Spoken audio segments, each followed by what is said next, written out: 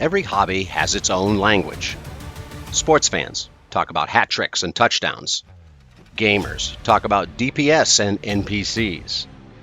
Car enthusiasts, photographers, and movie buffs all have their own vocabulary too. Comic books are no different.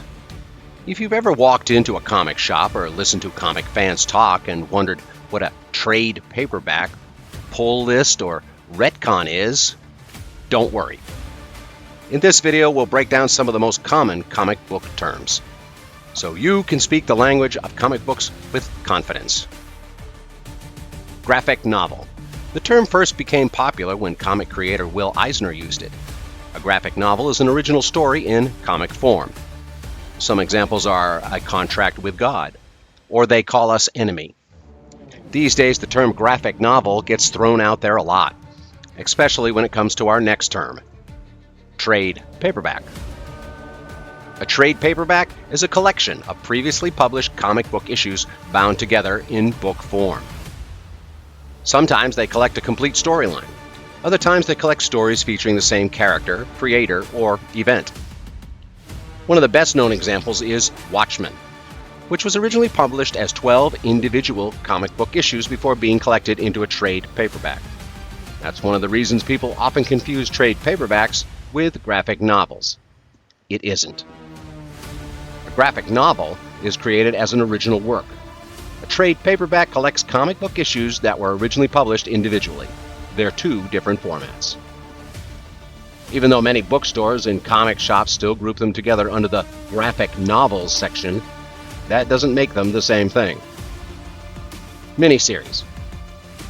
A miniseries, sometimes called a limited series, is a story with a predetermined number of issues, whether it's 4 issues, 6 issues, or 12 issues. Their creative team knows from the beginning exactly how long the story will be. It has a beginning, a middle, and an end. One of the best known examples is the original Secret Wars, which told its complete story over 12 issues, unlike our next term. Ongoing series. An ongoing series is exactly what it sounds like, a comic book series with no predetermined ending. Unlike a mini-series, an ongoing series continues until the publisher decides to end it. That could be years, or even decades later. The creative teams may change over time, but the characters continue to grow and evolve. Events from the previous stories often shape what happens next. Some of the best-known ongoing series include Batman, Action Comics, and Amazing Spider-Man. Which brings us to our next term, legacy numbering. These days, publishers frequently restart an ongoing series with a new number 1, while continuing the character's overall history. Years later, publishers sometimes return to the original numbering. For example, a series may restart with a new number 1, but years later return as issue 900 to reflect every issue published since the original series began. Legacy numbering helps recognize the complete publication history of a title, even after multiple relaunches. If you want to read the stories that came before, you'll probably be looking for our next term. Back issues. Back issues are any previously published comic books that are no longer current. Back issues can be anywhere from 50 years ago to last week. You usually find back issues in long boxes at comic shops and comic conventions. Reprint. Reprints are exactly what they sound like, a previously published comic that has been printed again. Sometimes when a comic sells well, the publisher will release a reprint, usually labeled as a second or third printing. A trade paperback is essentially a collection of previously published comic book issues.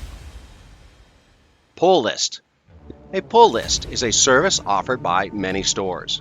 Simply tell the shop which comics you want, and they'll set those books aside for you when they arrive. Instead of worrying about getting to the shop before an issue sells out, your comics will be already waiting for you.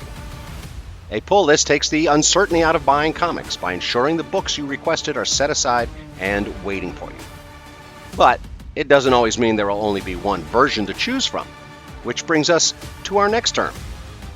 Variant covers. Some feature artwork by different artists.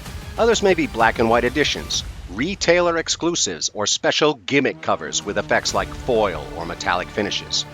Second and third printings may also feature their own variant covers.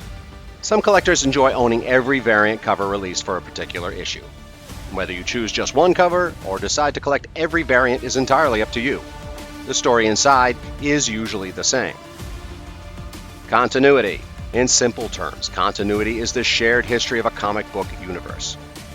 Stories don't happen in isolation. Writers will often reference events that happened in previous issues, and what happens to one character can sometimes affect another. Whether it happened in the last issue or decades ago, continuity allows stories to build on what came before. Continuity helps keep stories connected, allowing characters and events to grow and evolve over time. Reboot. A reboot is when a publisher chooses to start over, reimagining characters or an entire comic universe with a new beginning. This allows writers to tell new stories without being tied to everything that came before. A good example is DC Comics' New 52 initiative, which restarted much of the DC universe with new origins, updated histories, and a fresh starting point for readers. Reboots can affect an entire comic universe or just a specific character or group of characters, depending on what the publisher wants to accomplish. Retcon. Retcon is short for retroactive continuity. A retcon changes or reinterprets something that was previously established in a comic's continuity. Sometimes it expands on an existing story by revealing new information. Other times it changes past events or reveals that what readers believed wasn't the complete story. These new revelations can have a major impact on characters and storylines, for better or worse. A great example is the Winter Soldier. For years, readers believed that Bucky Barnes died during World War II. Later, it was revealed that he had actually survived, been captured, and transformed into the Winter Soldier. Crossover. A crossover is when characters from different comic book series appear together in the same story.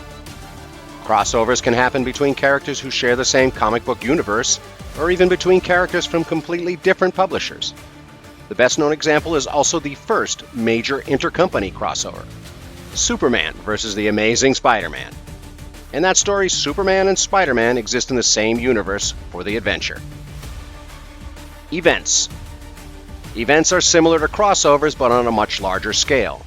They usually involve multiple comic book series and can affect nearly every character in a shared comic book universe. These stories often revolve around a major threat, a universe-changing event, or a conflict that brings many characters together. Sometimes they work together towards a common goal, while other times they find themselves on opposite sides. Comic book events have become a major part of modern comic storytelling, and are often the biggest stories a publisher releases. The revolving door of death. Finally, there is the revolving door of death.